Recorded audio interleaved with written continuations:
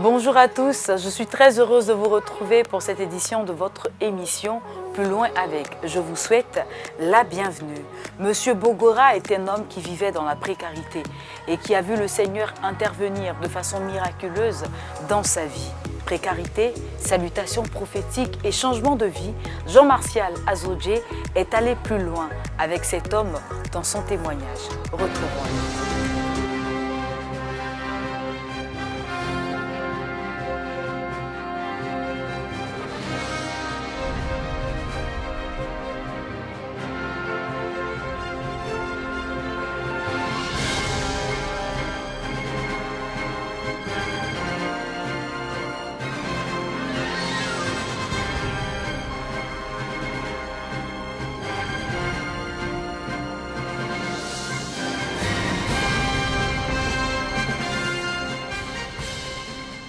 Bien le bonjour chez vous, fidèles téléspectateurs de la télé qui transforme. Merci de nous recevoir une fois de plus dans vos différents domiciles. Nous sommes aujourd'hui, comme cela a été annoncé, chez le couple Bogora, avec qui nous allons nous entretenir dans juste un laps de temps parce qu'ils ont un témoignage à nous partager. C'est un témoignage époustouflant, un témoignage qui, ma foi, vous émerveillera. Je voudrais vous prier donc de mieux vous installer parce que nous allons les écouter. Couple Bogora, bonjour. Bonjour, JM. Merci de nous recevoir. Merci, c'est un plaisir pour moi de vous retrouver ici ce matin. Bien, ce matin, avant même de rendre mon témoignage, je voulais d'abord dire merci à un grand homme de Dieu en Côte d'Ivoire et dans le monde entier, le bishop Ouattara Mohamed Idriss et le pasteur Mama Tania, qui ne ménagent aucun effort pour faire l'œuvre de Dieu. Et leur œuvre aujourd'hui ont des témoignages très probants dans nos vies. Alors, nous sommes curieux de savoir tout de suite, qu'est-ce que Dieu a fait véritablement dans votre vie? Bien, avant même de dire ce que Dieu a fait, pour voir même la valeur de ce que Dieu a fait dans ma vie, permettez-moi de relater tout ce que j'ai vécu comme difficulté, vicissitude, souffrance. Parce que c'est important, c'est ce qui va donner la valeur de mon témoignage. Allez-y. Merci. Tout a commencé, je crois, en 2015. Tout allait chez moi en 2015. J'ai travaillé tout jeune. Et ce que je voudrais vous dire, c'est que je suis 77e enfant d'une famille de 11 femmes. Mon père était chef du village. 77e enfant. 77e enfant. Ça se entend que vos parents ont eu 77 enfants. 77 enfants. Et 11 femmes. Wow. Et dans cette famille, personne n'a le bac, ni le BPC. Personne n'a franchi le niveau 5e, excepté moi seul, qui suis allé jusqu'en maîtrise. Donc vous voyez, quand c'est dans ces conditions-là, tout le monde a les yeux braqués sur vous. C'est ainsi qu'un bon matin, j'ai tout perdu en un trimestre. Je n'arrivais même pas à payer la maison dans laquelle j'étais. Auparavant, qu'est-ce que vous faisiez avant de tout perdre? J'étais entrepreneur. J'avais aussi une dizaine de voitures. Je faisais des locations de voitures en dehors de mes entreprises. J'avais créé quand j'étais jeune, parce que je n'avais jamais voulu travailler. Je voulais être entrepreneur. J'avais 3 entreprises. Et tout était endormi, enfermé. Tout était, je ne sais pas si je peux dire détruit ou bien j'avais tout perdu. C'est ainsi que j'ai fait appel à un ami qui était à Djamé, un ami de la fac. Je lui ai expliqué mon problème. Il me dit, frère, tu es en difficulté. Mais est-ce que ce que je vais te proposer, tu peux l'accepter? Il dit, propose-moi. Il dit, je suis dans une cuisine. J'ai aménagé. Viens, on va dormir ensemble. Parce que tu es dans une maison que tu ne pourras plus payer, ça ne va plus. C'est ainsi que je me suis retrouvé à Djamé. Vous étiez dans une combien de pièces à l'époque? 2 chambres salon que je payais à 250 000 par mois. Avec toutes les commodités? Toutes les commodités. Je me retrouve dans une cuisine. Là-bas, je coule les larmes matin quand je me réveille. Parce que je n'arrivais plus à m'expliquer ce qui m'arrivait. Comment je peux tout perdre? On m'appelait même le maudit. Tout a été volé, tout a été détruit. C'est comme ça, étant à Djamé, ça n'allait plus. J'ai fait appel à un autre ami et une dame qui m'ont dit, bon, nous sommes ici dans 2 chambres salon. Là où tu es, peut-être c'est dans une maison des musulmans. Viens avec nous, on va se débrouiller. Je me suis retrouvé à PK18. D'abord à Dereraï, après à PK18. Dans le salon, je dormais avec ma note au salon. Étant là-bas, ça n'allait plus. J'étais là un bon matin, comme toute attente, je reçois un coup de fil d'une dame en France qui me dit, ah, écoute, j'ai vu ta photo sur le WhatsApp de ta grande sœur. Ben moi, tu me plais, je veux qu'on se marie. Waouh. Je dis, vous dites quoi? Elle dit, oui, je veux qu'on se marie. Je dis, ah bon? Mais je suis à Bobo. Elle dit, c'est pas grave. Elle est venue, on s'est mariés. Elle a quitté la France? La France pour qu'on se marie. PK18. Avec toutes les commodités, étant à Bobo. Et là, vous étiez toujours chez votre ami? Non, j'étais, oui, chez mon ami à Bobo. Où vous dormiez dans la cuisine? En partant, elle dit, écoute, là, quitte à Bobo, ça ne te ressemble plus. Viens aux 2 plateaux, on va prendre une maison là-bas. J'ai pris un petit studio de 60 000 francs. La dame est retournée en France. Elle m'a abandonné. Pour vous, c'était quoi? C'était une aubaine? C'était une aubaine. Je me dis, c'était... Une corde qui était tendue? Oui, j'ai dit, bon, voilà. J'ai réussi, ça va, mes souffrances ont terminé. Voilà, je vais en France. C'est un regroupement familial, je la retrouve en France. Okay. L'ambassade a fait, j'ai suivi toutes les procédures. J'étais dans le studio. Un bon matin, la dame m'appelle et dit, écoute, j'ai souffert pour venir en France. Arrête, j'ai annulé la procédure à l'ambassade. Ce n'est plus la peine. Et puis, débrouille-toi. Je suis dans une maison. J'ai fait quoi pour payer 60 000 dans un studio. 2 ans sans payer la maison. Quand j'entends les bruits du propriétaire de la maison, je retourne. Je regarde en bas pour voir d'abord s'il a démarré sa voiture. Quand il démarre, je descends. Pendant 2 années. J'étais là. C'est ainsi que j'ai fait la connaissance d'une amie qui était à l'ambassade des miracles. Elle m'a dit, écoute, je te vois bien intelligent, bien, mais qu'est-ce qui ne va pas? Je ne sais plus, j'ai expliqué mes problèmes. Elle a coulé les larmes. Elle dit, allons à l'ambassade des miracles. Là-bas, je sais que notre papa va faire quelque chose, son Dieu va faire quelque chose. L'église ambassade des miracles, c'est l'église ambassade des miracles. Le bishop, bien entendu, le bishop Ouattara Mohamed Idriss.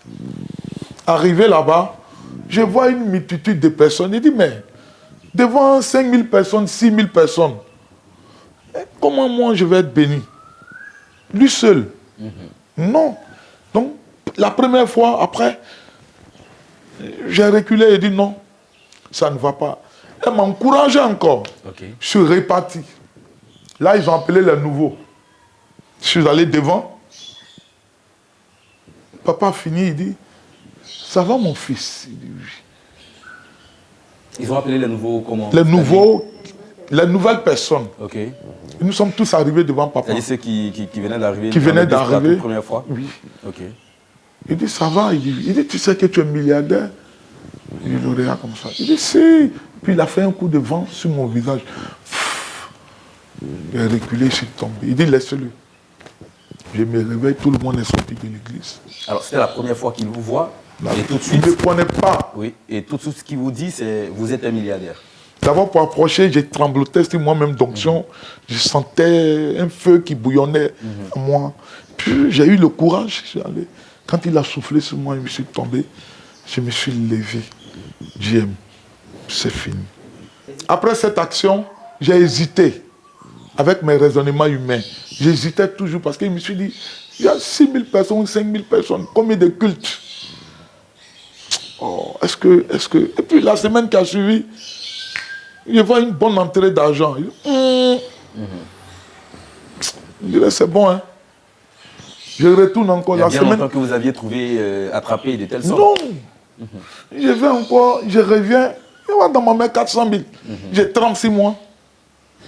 Je donne un peu au propriétaire de maison pour atténuer un peu ma honte.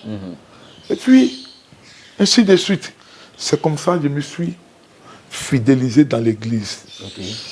Oh, JM. Alors, ce que vous êtes en train de nous dire, c'est que depuis que vous aviez mis pied en fait, dans l'église, les choses ont commencé à changer de votre côté. Positivement parlant, j'entends. Ok. Vous voyez, j'ai commencé à comprendre ou à réaliser qui j'étais. Ok. Ma vraie identité a commencé à revenir à moi. J'ai dit, mais attends, tiens. Et bien avant ça, il y a une femme qui m'avait utilisé dans une affaire. Et puis elle me regarde, je devais avoir 200 millions. Elle dit, lui, la même, est-ce qu'il mérite les 200 millions? Donc, je me sentais tellement humilié, froissé. Je suis rentré à la maison après le culte. J'ai tiré mon vieux tiroir.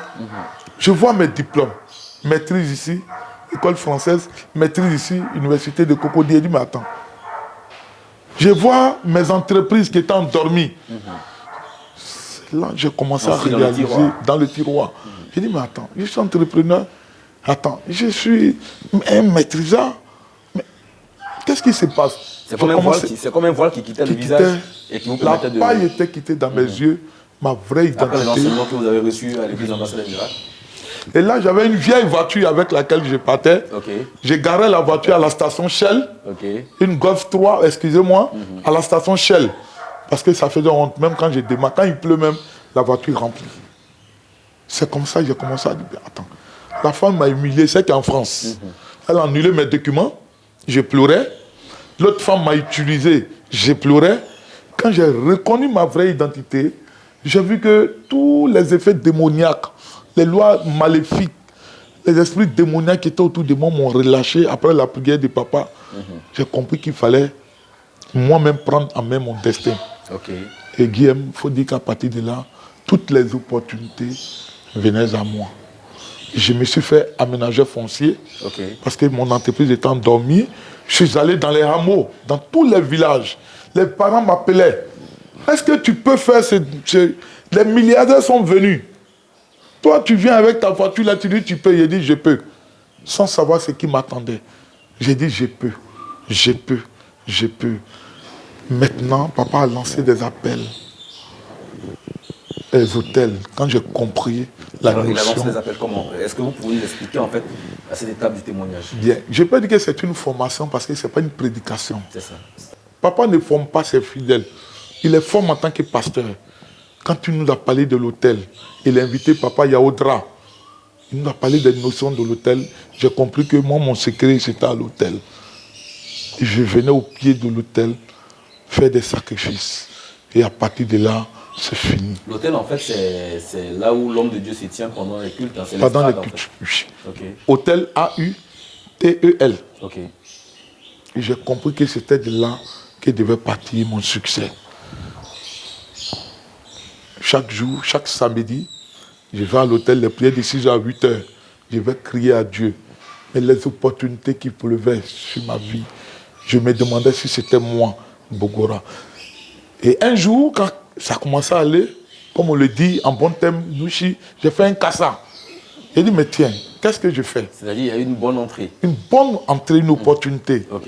J'appelle mon propriétaire de maison et puis je tape mes pieds. Je dis, je te dois combien? Il dit 2,5 millions. Il dit, tiens. La facture a été réglée. Il a commencé à sourire. Il dit, je savais qu'un jour tu allais payer la maison. Et je lui ai dit, merci, merci. Et ma femme, qui est à côté de moi, qui a cru en moi, quand j'ai mis les pieds là-bas, je lui ai dit, c'est vrai, tu m'envoyais aussi chez toi, hein, mais viens goûter chez mon père. Parce qu'à l'époque, vous n'étiez pas dans la même église. Quand elle a mis ses pieds chez mon père, elle dit, je reste là aussi avec toi. Et j'ai dit merci à toutes les femmes en général qui souffrent ou qui ont accepté de souffrir avec leur mari. C'est très important. Souvent, papa montre maman Tania. Et lui, les photos, il y a 15 ans de cela. Ça encourage les femmes de l'église qui sont en souffrance dans la souffrance avec leur mari. Ce n'est pas fortuit, ces photos qui nous montrent. Elle a été courageuse parce que ce n'était pas évident. Aujourd'hui, nous voici ici. D'une seule maison, aujourd'hui, on a une 4e maison. Moi qui dormais hier dans une cuisine, salon, qui devait 2 ans de maison. Pendant les 2 ans, il y a eu 1 an, 4 mois même de coupure de courant dans ma maison. Je n'arrivais pas à payer mes factures. Aujourd'hui, nous sommes chez nous. C'est le noir total, en fait. Le noir total. Dans une obscurité totale. Une souffrance qui m'a humilié, déchiqueté. Je ne sais pas comment, ballotté. Souvent, on me regardait. Imagine, tu roules, tu quittes dans une grande voiture. Et puis, tu prends Baka. l'apprenti vient taper, boum, boum, boum. Les mini-cars. Hein, mini-cars. On retrouve communément dans la Quand je ville d'Abidjan. descends du mini-car, je dis, mais attends, je ne me reconnais pas. Et puis du coup, moi qu'on appelait le maudit, tout revient dans ma vie. Et dis-toi, tous mes amis m'avaient quitté, m'avaient fui. Aujourd'hui, ceux-là ne me reconnaissent pas. On dit même que je suis entré où je suis entré pour avoir ce que j'ai. Mais c'est comme ça parce que quand le Dieu du bishop t'est béni, cette bénédiction, ce miracle-là, il est inexplicable. D'accord. Je voudrais qu'on revienne un tout petit peu sur la qualité des hôtels que vous bâtissiez à l'époque, parce que vous l'aviez mentionné dans votre témoignage, ça a été un déclic, ça a été même un pan en fait de ce témoignage que vous vivez aujourd'hui, que vous nous racontez. Alors, en termes d'action à l'hôtel, pour ceux qui suivent en fait l'émission, qu'est-ce qui s'est passé concrètement? Bien, j'étais dans mon studio. Ok. Je devais. Quand j'ai eu une entrée d'argent, j'ai acheté 2 grandes télévisions. Les 2 télévisions étaient là. Et j'ai dit à ma femme, je vais les donner à l'église. Elle était un peu étonnée. Elle dit oui, je vais les donner à l'église. Fais comme tu veux. Un 18h, c'était à l'orée d'une convention. Mais pourquoi donner des télévisions? Est-ce parce que vous avez remarqué quelque chose? Oui, parce que j'ai vu dans l'église, les télévisions, ceux qui étaient derrière, étaient trop petites. Moi-même, j'ai subi ça. Je suis venu un jour en retard, j'étais derrière, je ne voyais pas la télévision malgré mes lunettes. Je me suis dit, s'il y a une télévision de 75 ou 80 pouces, même si tu es à 100 mètres, tu peux visionner la télévision. C'est comme ça que j'ai acheté les télévisions. Je suis venu, j'ai donné à papa, après le culte. Papa a serré ma main, il dit prospérité. Il dit donne-moi ta main. J'avais des difficultés même à tendre ma main, parce que c'était un feu d'onction. Qui déversait sur moi. J'avais l'impression d'une batterie qui se rechargeait. J'avais l'impression, ça rentre même dans ma main, pendant qu'il parle, Jésus-Christ.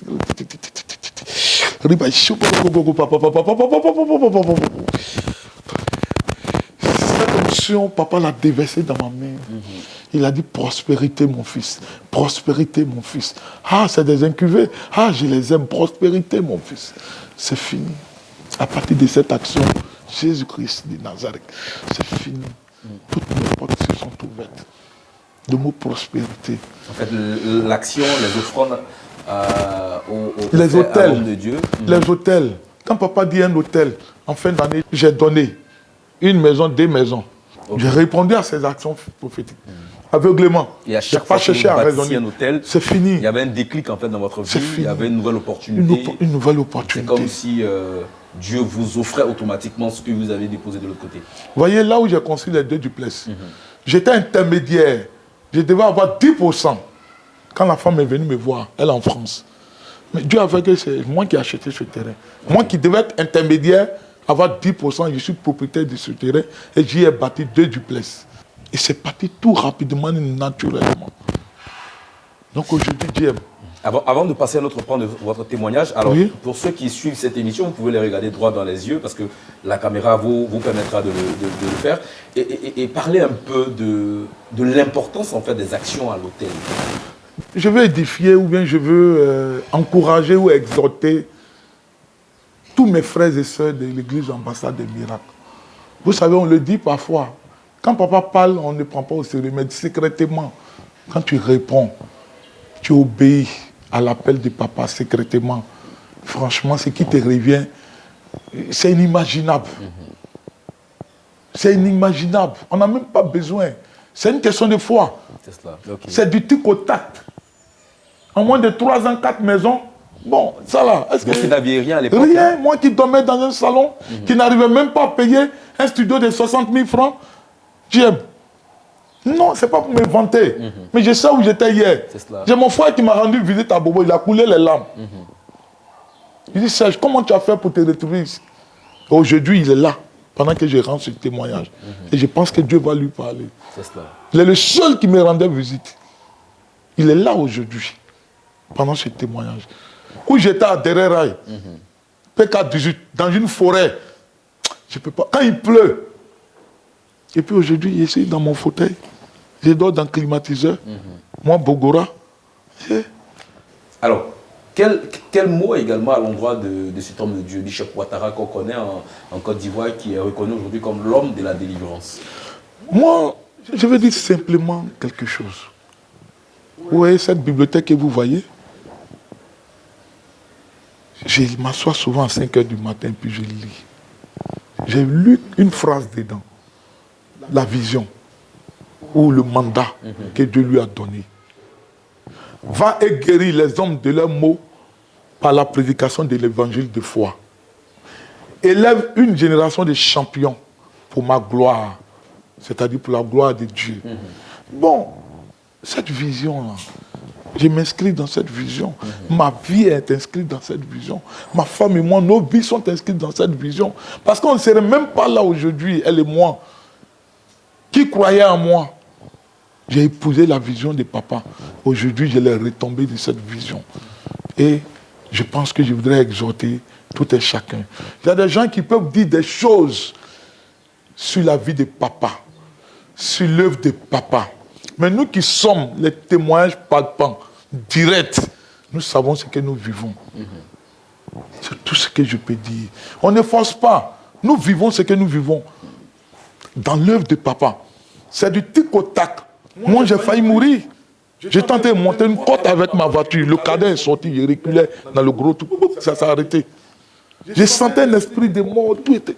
Je suis allé simplement déposer 10 000 francs. 10 000 simplement à l'hôtel. Je n'ai pas pu relever ma main sur l'hôtel.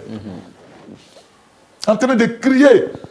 Papa a dit, Père, délivre mes enfants de la mort, de tout esprit de mort. Que tout ennemi qui se lève contre mes enfants meure. Papa l'a dit, je suis resté à l'hôtel, je ne pouvais même plus me lever. Ça, c'est mon petit secret. L'hôtel. La voix de l'homme de Dieu également. L'hôtel ou l'hôtel. Papa ou papa. C'est cela. C'est tout. Ce qu'on retient de votre témoignage, c'est que votre arrivée à l'église Ambassade des Miracles a créé un déclic en fait dans votre vie. Vous n'aviez pratiquement rien, on va le dire ainsi. Et votre connexion donc avec l'hôtel et par ricochet avec l'homme de Dieu, Bishop Ouattara Mohamed Idriss, vous a permis aujourd'hui d'être un homme épanoui, d'être un homme aujourd'hui qui respire, on va dire, les frais. Alors, on apprend aussi, parce qu'en offre, déjà, vous nous avez déjà parlé, que ça a été aussi un moyen pour vous d'entrer par les liens du mariage. Quand on sait bien que, selon vos dits, dans votre famille, c'est une grande famille avec un peu plus de 77 enfants. Difficile d'avoir le bac. Je suppose tout de suite que le mariage, même, c'était quasi impossible. Non. Et vous, une fois à l'église Ambassade des Miracles, toute vous êtes une famille emprisonnée, humiliée par la pauvreté, une famille déchiquetée par les mésententes. Moi, aujourd'hui, Dieu merci, je suis le moteur. Quand j'appelle ici, mon grand frère même, mon aîné, qui m'a scolarisé, me traitait d'un franc-maçon. Parce qu'il ne pouvait pas comprendre tout ce que j'avais en un clic. Je l'ai invité à l'église. Il allait s'aimer. Il se lève, il s'aime. Il se lève, il s'aime. Quand il est venu s'asseoir, il dit, tu dis, j'étais franc-maçon. Il dit, oui. Il dit, c'est là. Franc-maçon, c'est ça qu'il est là. Donc tu es franc-maçon. Il dit, non, ton pasteur, il est trop fort. C'est là, j'ai dit ma bénédiction. Ce n'est pas la franc-maçonnerie. C'est le Dieu de mon Père qui fait de moi ce que je suis. Si tu continues dans cette lancée, tu verras ta vie. D'accord. Monsieur Bogora, est-ce que vous pensez qu'on a tout dit? Oui, on a tout dit, mais on ne peut pas tout dire aussi en quelques minutes. Il y a trop à dire. Je ne peux que terminer cette émission. C'est ce témoignage par un grand remerciement à papa et à maman Tania, nos parents spirituels. J'avais un raisonnement humain. Je disais que moi seul, 6000 personnes, comment cet homme de Dieu pouvait me bénir? Parce que je me disais, mais à quel moment? Oh non, son onction est tellement grande. Dieu l'utilise assez. Dieu l'utilise tellement assez qu'il n'a même pas besoin. Même dans une caméra, même dans une télévision, à la radio ou au téléphone, tout peut se passer. Et nous sommes vraiment auprès d'un Dieu qui produit des miracles. Je lui dis merci pour son œuvre de Dieu. Merci surtout pour ses enseignements. Parce qu'on n'écoute pas seulement que derrière que des miracles. C'est un professeur qui nous enseigne. Je ne sais pas d'où il tire ses enseignements, mais c'est un homme de Dieu qui est complet. Il est complet. Il est complet. Il est complet. Et je sais que dans cette église, dans 10 ans, 50 ou 60% des fidèles deviendront des pasteurs dans le monde entier. On ne peut que dire merci et gloire à Dieu. Merci également de nous avoir acceptés chez vous, monsieur et madame Bogora. Le plaisir est partagé. Je pense qu'on aurait souhaité parler longuement avec vous, mais le temps imparti est arrivé à son terme. Nous serons obligés donc cette fois-ci de retourner en studio tout en remerciant donc tous ces téléspectateurs qui ont eu le temps de suivre cette entrevue. À la prochaine, ne zappez surtout pas parce que l'information continue toujours. Qu'est-ce qui est impossible au Seigneur? Cela n'existe pas et cela ne peut même pas exister.